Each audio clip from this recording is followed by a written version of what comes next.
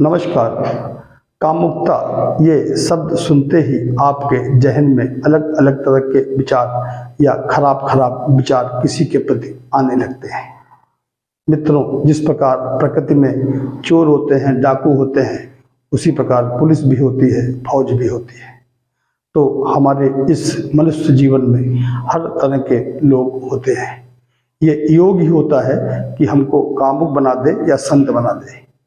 तो मित्रों, हम आज चर्चा करने वाले हैं कि अधिक कामुक लोग या यूँ कह लीजिए कि पर स्त्रियों से या पर पुरुषों से एक से अधिक संबंध रखने वाले जो लोग होते हैं उनको कैसे पहचाना जाए।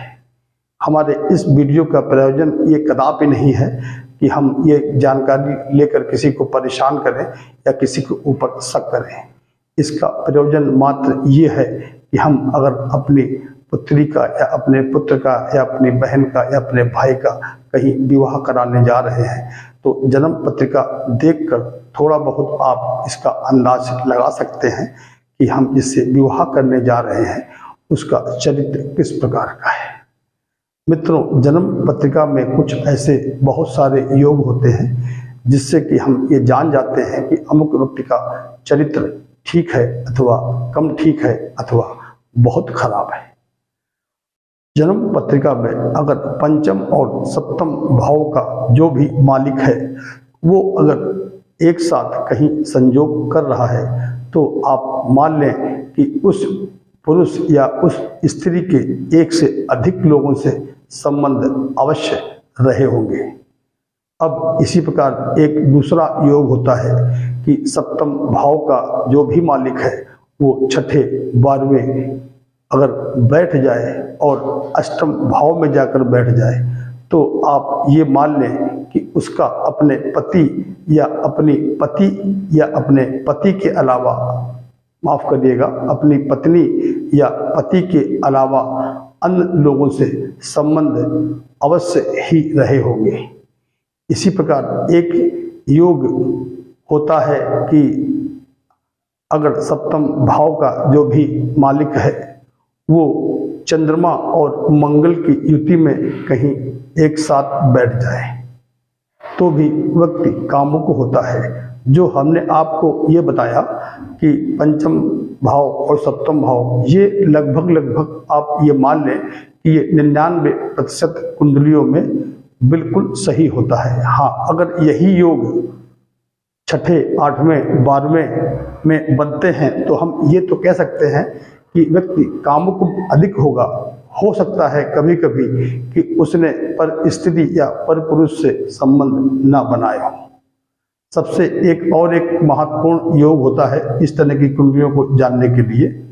चंद्रमा और शुक्र अगर राशि परिवर्तन कर रहे हो या चंद्रमा और शुक्र एक साथ हो तो आप देखिएगा वो व्यक्ति अत्यधिक कामुक होता है या महिला। तात्पर्य जो हम योग बता रहे हैं वो महिला और पुरुष दोनों की कुंडलियों में एक साथ ही लागू होते हैं।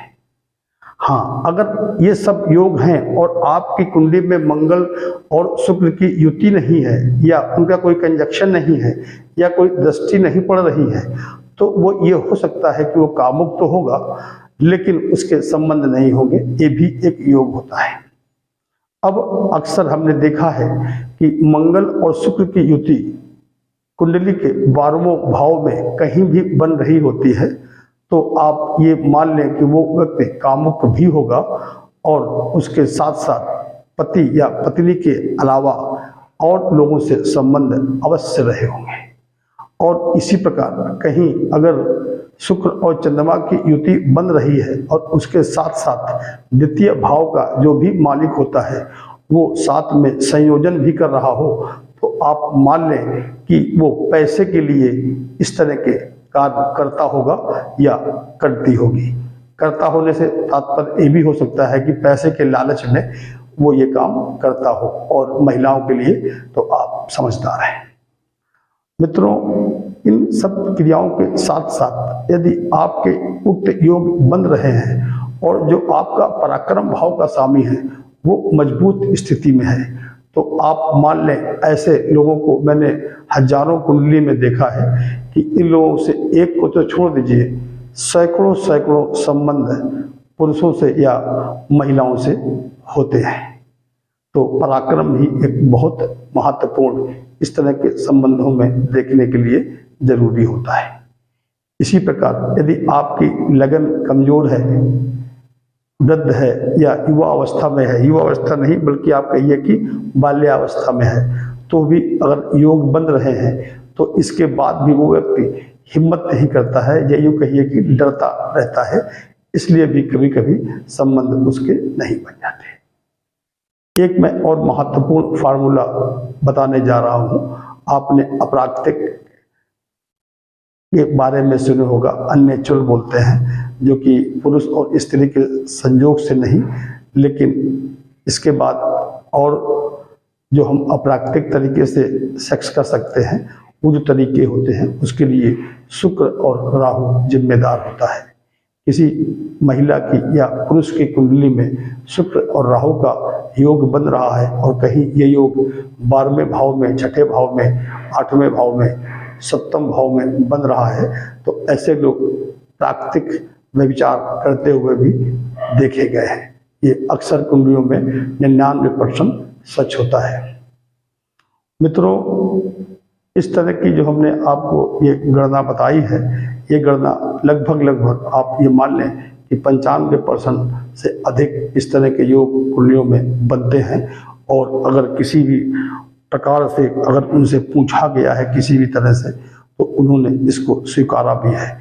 इसलिए ये आप मान लें कि ये योग बहुत शक्तिशाली योग होते हैं। अगर किसी को इस तरह के योग हैं और वो उन योगों से उबर नहीं पा रहा है, तो किसी अच्छे ज्योतिष से सलाह ले ले और अपने थोड़ा खान पान में बदलाव लाएं, या यूँ कह लीजिए कि जो एक ग्रह की युति खराब कर रही है, उन ग्रहों की युति को तोड़ने के लिए जो भी उपाय करे जाते हैं, उन उपाय को हम अगर कर लें या करवा लें, हमारे बच्चे हैं कुछ होते हैं, मान लो उनकी कुंडली में इस तरह का योग बन रहा है और आपको पता है, तो उससे आप 100% तो नहीं, लेकिन हाँ 80-70% निजात भी पा सकते हैं कुछ उपाय करके।